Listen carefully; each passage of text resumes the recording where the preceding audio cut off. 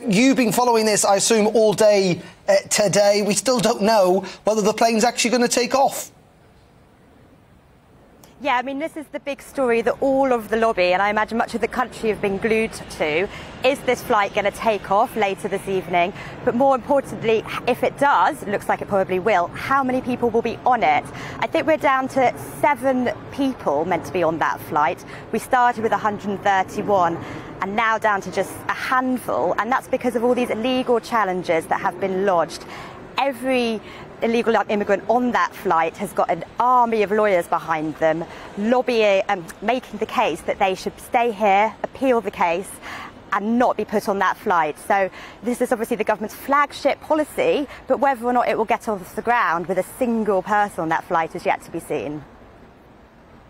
Taking it off, getting it off the ground. This faces a lot of opposition, hasn't it, Kate, from some Conservative MPs, the opposition parties. Church of England have been quite vocal on it. Archbishops today writing a letter to the Times newspaper. Even apparently Prince Charles is not in favour of it. But frankly, as you say, this is a political argument. This is a row the government is very prepared to have. This is Boris's and Priti Patel's flagship borders policy. And Boris Johnson, again, up today, making the case for it, saying it's crucial that we smash those people smuggling gangs. And if you don't like this option, well, what's your alternative? Nothing else seems to be working. And those numbers coming across on the small boats over the channel are getting higher and higher. But you're right. I mean, it's astonishing, really, some of the people we've seen speak out about it. You've obviously had the bishops. We're quite used to them speaking out, probably.